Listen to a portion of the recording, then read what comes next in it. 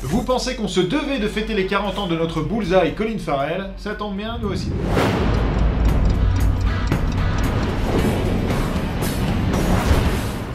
Shane Black a enfin trouvé son Doc Savage, l'auteur du récent Nice Guys, mais également réalisateur de Kiss Kiss Bang Bang, Iron Man 3 et vous le savez créateur de la saga L'Arme Fatale, a accepté l'invitation sur Facebook hier de Dwayne Johnson pour poser ensemble et officialiser le lancement de Doc Savage, donc avec The Rock dans le costume du héros Pulp. Alors sachant par contre ensuite que Shane Black doit nous offrir un Predator pour 2018 et que Dwayne Johnson a sur sa liste de projets Fast and Furious 8, Shazam, Jumanji et autres Baywatch, et bien il faudra attendre peut-être 2019 voire 2020 pour voir sur les écrans les aventures de Doc Savage. Alors qui est ce Doc Savage, plutôt méconnu en France? Eh bien c'est ce qu'on appelle un héros pulp, un petit peu à la Bob Moran. Il a été créé dans les années 30 et a été présent dans près de 190 aventures. De son vrai nom, Clark Savage Jr., c'est un docteur, un scientifique. Il a été élevé par des scientifiques et par son père pour en faire une sorte d'humain parfait.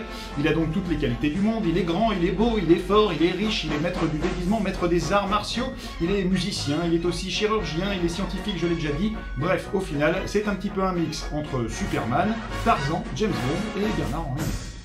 Un homme parfait avec toutes les qualités du monde élevé par des scientifiques. Si vous avez grandi dans les années 80, ça vous rappellera inévitablement le film Jumeaux et le rôle campé par Arnold Schwarzenegger. Alors pourquoi je vous parle de Schwarzy? Eh bien parce que justement, pendant longtemps, il a failli incarner Doc Savage sur grand écran. Le projet ne s'est finalement pas concrétisé et c'est aujourd'hui Dwayne Johnson qui reprend le flambeau. Et là ça nous rappelle le passage de relais mémorable entre les deux hommes, c'était en 2003 dans Bienvenue dans la jungle. Et du coup là c'est officiel, Dwayne Johnson est le nouveau Schwarzy, qu'on se le dise.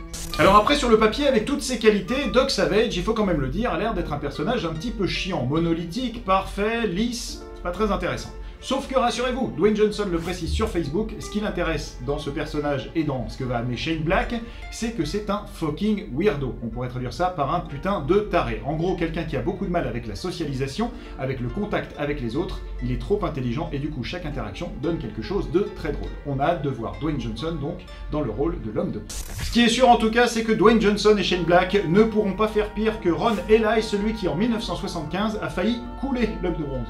Couler un bronze. Vous avez eu la blague. Voici tout de suite des images d'un film qui a réjoui nos amis de Nanarland qu'on embrasse, et on passe à la suite.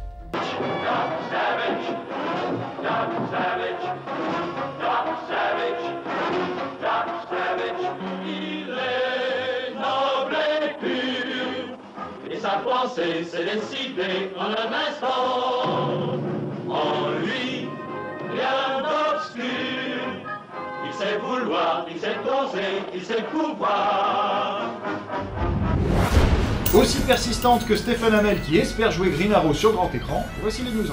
L'équipe de Dominic Toretto alias Vin Diesel s'est réunie pour la première fois sur le tournage de l'épisode 8. On ne parle pas de Star Wars évidemment, mais de Fast and Furious qui, après avoir posé ses caméras à Cuba, s'est rendu en studio où le casting s'est réuni au complet, excepté la méchante Charlize Theron.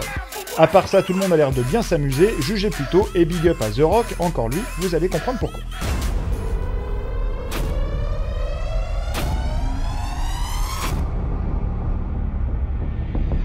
First day with the entire team here went pretty damn good.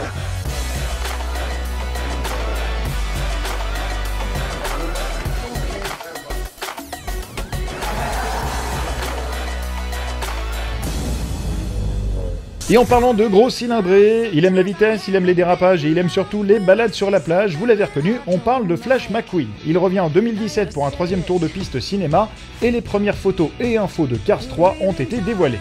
On apprend notamment que désormais vétéran, il sera aidé par Cruz Ramirez, une jeune voiture, pour se préparer pour le Florida 500. Et rassurez-vous les enfants, Martin sera évidemment de retour. Comme disait Jean-Jacques Goldman, encore un Martin. Encore un matin qui cherche et qui doute, matin perdu cherche une route. On n'est pas sorti du labyrinthe. Suite à l'accident de Dylan O'Brien sur le tournage du Labyrinthe 3, la production a été interrompue et là la Fox nous annonce que la date de sortie du film est repoussée de près d'1 an. Fini la date de février 2017 et place à janvier 2018. Ça complique les choses pour nous qui allons devoir attendre beaucoup pour voir le film, mais surtout ça chamboule un peu l'agenda des sorties. Aux États-Unis, le Labyrinthe 3 récupère donc la date initialement prévue pour un film Marvel de l'univers X-Men encore sans titre, et ce film Marvel se retrouve décalé au mois de mars. Malgré ça, on espère surtout un bon rétablissement à O'Brien et on espère le revoir très vite sur un plateau. Aujourd'hui dans le courrier des fanzoniens, on répond à Loki35 qui voit sa patience récompensée puisqu'il nous demande si un film tiré du jeu vidéo The Witcher est prévu. Eh bien oui, il devrait se tourner en 2017 si tout va bien, produit par le responsable de la trilogie La Momie avec Brendan Fraser. Le film adaptera les nouvelles Le Sorceleur et Le Moindre Mal. On ne sait pas qui jouerait Geralt, même si une rumeur récente mais démentie avait parlé de Josh Holloway, que l'on connaît depuis Lost et Colony.